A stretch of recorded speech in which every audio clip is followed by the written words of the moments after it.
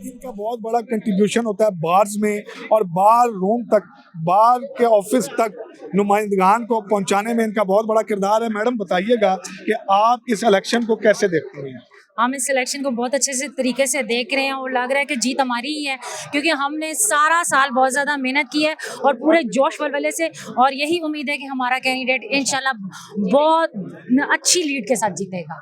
अच्छा जी इंशाल्लाह। मैडम आप ये बताइएगा कि आपको कैंडिडेट अपने से उम्मीदें क्या क्या हैं, क्योंकि हर साल ये इलेक्शन होता है और वकला की फलाह बहबूद के लिए ही लोग अपने नुमाइंदगान को आगे लाते हैं। आप इनसे क्या एक्सपेक्ट कर रही हैं?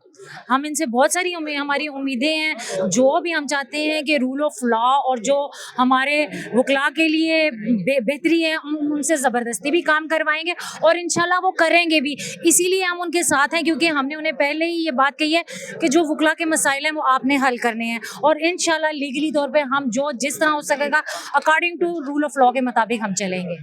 मैडम बताइएगा, हमारा माशरा थोड़ा तंगदस्ती का शिकार है और ख़वातीन के लिए स्पेस बहुत कम होती है हमारे माशरे में, ख़ास तौर पे यहाँ पे लेडीज़ बार का और दूसरा जो कंसेप्ट है वो भी, अभी लेडीज़ बार का इफ्तिताह भी हुआ है कल परसों, उसमें भी बेहतरी आएगी। और मज़ीद आप क्या चाहती हैं कि ख़वातीन वकला के लिए ऐसी क्या क्या सहूलियात हैं जो बार्स को फराहम करनी चाहिए? जी, पहले तो आपका शुक्रिया अदा करना चाह रहे हैं जिन्होंने आप हमें इस मौका दिया।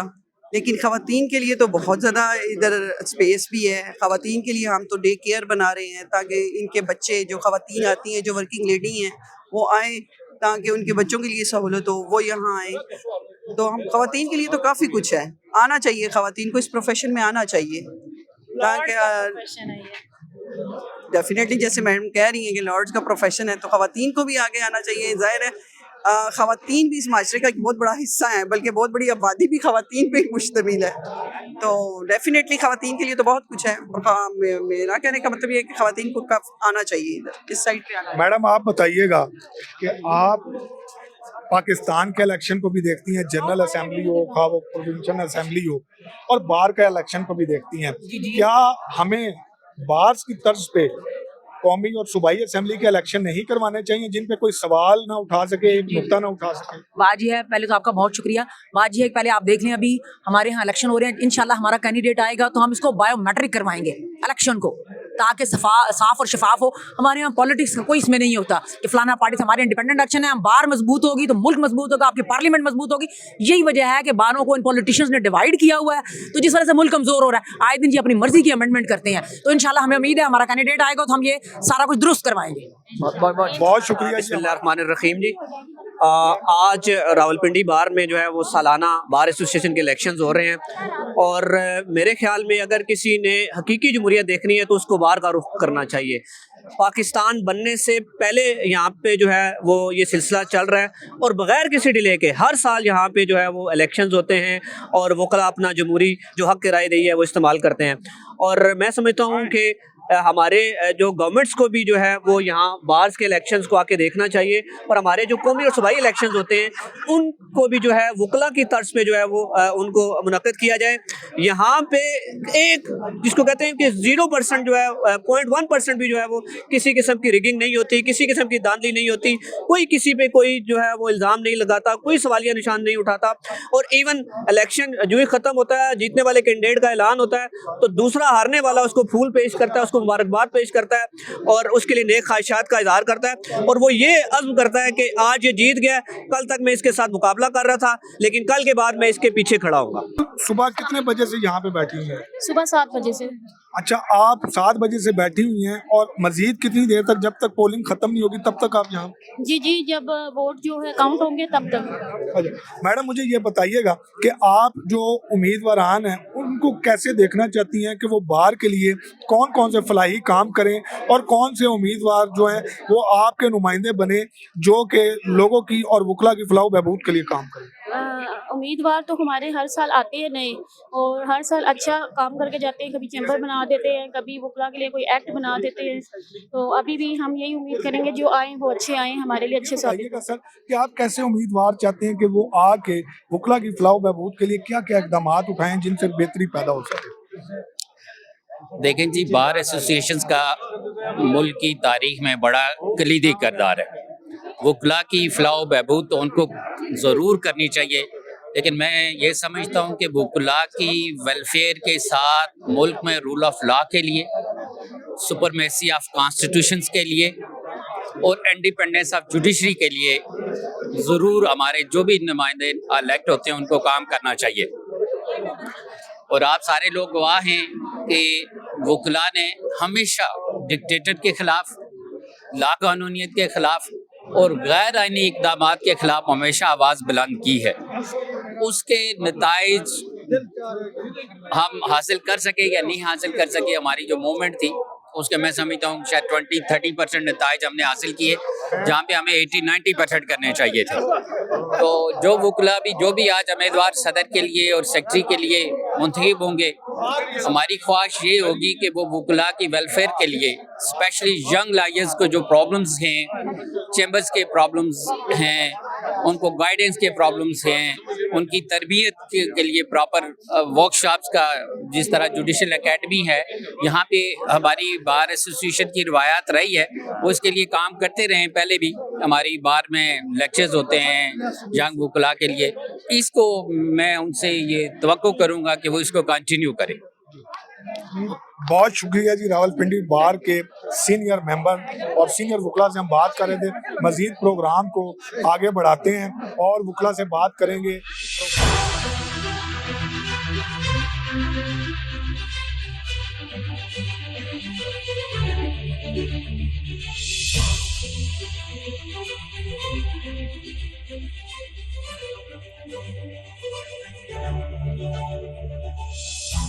जी हमारे साथ मौजूद हैं रावलपिंडी डिस्ट्रिक्ट बार एसोसिएशन के सबका सेक्रेटरी जनरल जनाब यासर महमूद चट्टा साहब। सर बताइएगा कि बार के इलेक्शन जो हैं वो पाकिस्तान में ट्रांसपेरेंसी के लिहाज से बहुत ज़्यादा इनकी अहमियत समझी जाती है। वकला आज़ाद का जो इलेक्शन होता है वो शफाफियत के लिहाज से इस पर कोई एक नुक्ता नहीं उठा सकता। इसकी बुनियादी वजह क्या है? और सर बार रूम के लिए जो ये उम्मीद की जाती है इलेक्शन की शफाफियत की, क्या हम ये कौमी और सूबाई असम्बली में भी कर सकते हैं ऐसी उम्मीद? बिस्मिल्लाहिर्रहमानिर्रहीम। हर साल की तरह आज भी हम जमहूरी प्रोसेस से गुजर रहे हैं। जहाँ तक ट्रांसपेरेंसी की बात है तो शफाफियत के लिहाज से पूरे पाकिस्तान में वकला का जो इलेक्शन है वो शफाफियत के लिहाज से पहले नंबर पे है। उसकी वजह ये है कि हम सारे आपस में भाई हैं। दिन में हम 4-4, 5-5 दफ़ा आपस में कोर्ट्स के अंदर मद्दे मुकाबिल होते हैं। इसी तरह हम बैठते हैं। अभी भी हमारे जो दोस्त हैं, हमने खाना इकट्ठे ही खाया है। कुछ हमारे ओपोनेंट कैंडिडेट्स को सपोर्ट कर रहे हैं, कुछ हमें सपोर्ट कर रहे हैं।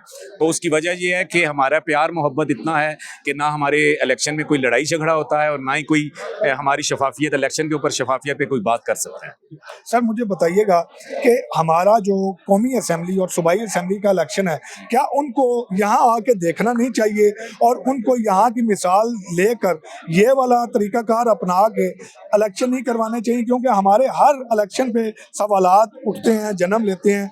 इससे जो हमारा जो मुल्क का एक मेयार है, इमेज है, वो इंटरनेशनली लिहाज से बहुत ज़्यादा मजरूह होता है। इसके बारे में थोड़ी बात कीजिए। बेसिकली तो हमारे पार्लियामेंट में और कौमी असम्बली में जितने भी मेंबरान बैठे हुए हैं उनमें से मोस्टली जो हैं वो हमारे प्रोफेशन से ही ताल्लुक़ रखते हैं। ज़्यादातर चाहे वो कोई भी मिनिस्टर्स हों, लाइक शेख रशीद साहब, अभी पिंडी में ही देख लें, उमर भट्ट साहब हैं, शेख रशीद साहब हैं, इश्तियाक मिर्ज़ा साहब जो एडवोकेट्स हैं, इसी तरह दानियाल साहब हैं जो हमारी बार के मेंबर भी हैं, बैरिस्टर आबद भाई शेख साहब हैं, वो चेयरमैन रह चुके हैं, बैतुल माल ज़मूरत खान साहब हैं, MNA रह चुके हैं। तो मोस्टली जो लॉयर्स हैं, राना सनाउल्लाह साहब, वो भी एडवोकेट हैं। तो ज़्यादातर लोग तो वही हैं। उनका तरीक़ाकार ये है कि वो इलाका वसी हो जाता है। सीखा क्या, वो तो होते ही बार में, उन्हें सारी चीज़ों का इल्म है, लेकिन कुछ ताकतें ऐसी इन्वॉल्व होती हैं जिसकी वजह से वो उसको जमहूरी बनाना बड़ा मुश्किल हो जाता है। बहुत शुक्रिया। हमारे साथ और लॉयर्स मौजूद हैं, उनसे उनका पॉइंट ऑफ व्यू जानने की कोशिश करेंगे। सर ये बताइएगा कि आप जो आने वाले उम्मीदवारान हैं उनसे क्या उम्मीदें वाबस्ता किए हुए हैं कि वकला की फलाह बहबूद के लिए ऐसे कौन कौन से इक़दाम हैं जो उन्हें उठाने की ज़रूरत है? सर बिस्मिल्लाहिर्रहमानिर्रहीम। सबसे पहले सर आपको बहुत बहुत शुक्रिया कि आपको हम सुबह से देख रहे हैं कि आप इतनी भीड़ के अंदर, इतने रश के अंदर आपकी पूरी टीम जो है वो जांफशानी के साथ इस चीज़ को कवर कर रही है। सर और ये चीज़ें आनी भी चाहिए। अब जहाँ तक सर ये वकला हमारे लिए सारे ही काबिल एहतराम हैं, हमारे सीनियर्स भी हैं, हमारा इनसे हम सीखते भी हैं, और बेसिकली तो हम सर एक अपने प्रोफेशन के ऊपर एक तवज्जो देने के लिए और उसको एक सीखने के लिए आए हैं। लेकिन उसके साथ कुछ ऐसे इश्यूज होते हैं कि जिनको एड्रेस हमें अपने सीनियर से ही करने की ज़रूरत होती है। तो जो हमारे पुराने भी बार के जो सदूर जॉइंट सेक्रेटरी या जो ओहदेदारान थे, उन्होंने भी बहुत अच्छा काम किया और अब भी मजीद बहुत अच्छे कर रहे हैं। ज़्यादातर हमारा सर यंग लॉयर्स की तरफ से आता है कि उनको चैम्बर्स की एक सहूलत नहीं है। उसके अलावा यहाँ पर जो इनकी मेडिकल की असिस्टेंस है, और वो बहुत ज़्यादा जो अब एक नई सदी के अंदर हम दाखिल हुए हैं, तो उसके बीच में जब हम बाकी बार्स के साथ या जब हम बाकी देखते हैं मुल्कों के साथ जब कंपैरिजन करते हैं, तो उसमें कहीं हमें एक कमी महसूस होती है। तो वो हमारे जो प्रोजेक्शन मीटिंग हुई है और गाहे बगाए भी हम इनके सीनियर्स के नॉलेज में लाते हैं, तो अल्हम्दुलिल्लाह वो यंग लॉयर्स के और जो हमारे पुराने भी सीनियर्स हैं, उनसे रिलेटेड जो उनके मेडिकल इश्यूज हैं, जो फैमिलीज के लिए जो चीज़ें हैं, वो हम उन सारों को एड्रेस करते हैं और अल्हम्दुलिल्लाह वो होंगी भी और कुछ हुई भी हैं। तो ये हमें तवक्को है इंशाल्लाह, और ये वो उस तरीके से टिपिकल नहीं है क्योंकि हम रोज़ प्रैक्टिस करते हैं, इनसे हम मिलते हैं यहाँ पे, तो वो ऐसा है नहीं कि ये हमें अवेलेबल नहीं होंगे, ये हमें 24/7 अवेलेबल होते हैं और ये हमारी चीज़ों को एक बेहतर तरीके से एड्रेस करते भी हैं और करते भी रहेंगे। उसके लिए किसी ओहदे की ये मोहताज नहीं है। हमारा इनके साथ मिलना है, वो हमारे जितने भी सीनियर्स हैं वो सारे काबिल एहतराम है और वो हम यंगस्टर्स को सिखाते भी हैं और हमारे इन प्रॉब्लम्स को सही तरीके से एड्रेस भी करते हैं। इस वक्त जो मुल्क में अब सब उम्मीदवार और सब जो है ना सपोर्टरान अब इस वक्त ये चाह रहे हैं कि इस वक्त जो मुल्क में लाकानूनियत की सिचुएशन है, कोई ऐसा उम्मीदवार आए जो मुल्क में लाकानूनियत को ख़त्म करे और मुल्क में कानून का बोलबाला करे और आइन का अलम जो है ना वो बुलंद करे।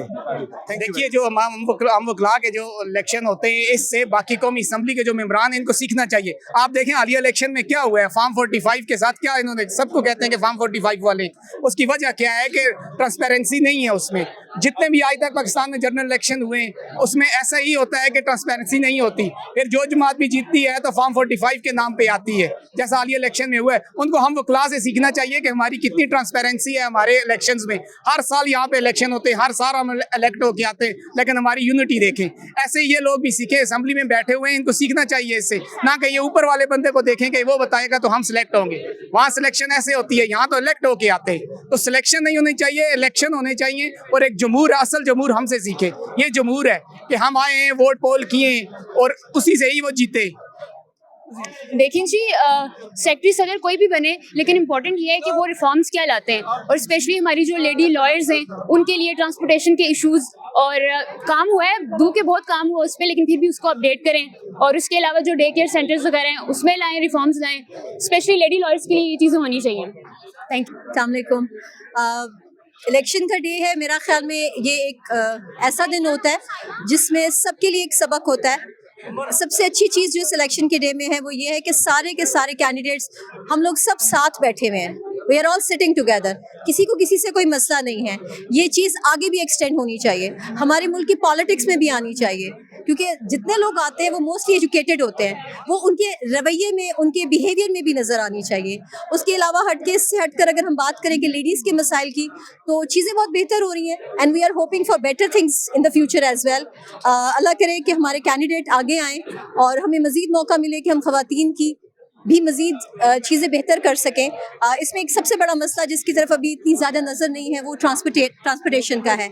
लेट्स होप कि हमारी ट्रांसपोर्टेशन के मसाइल भी हल हों, क्योंकि यहाँ पर लेडीज़ मोस्टली जो आती हैं वो पब्लिक ट्रांसपोर्ट यूज़ करती हैं।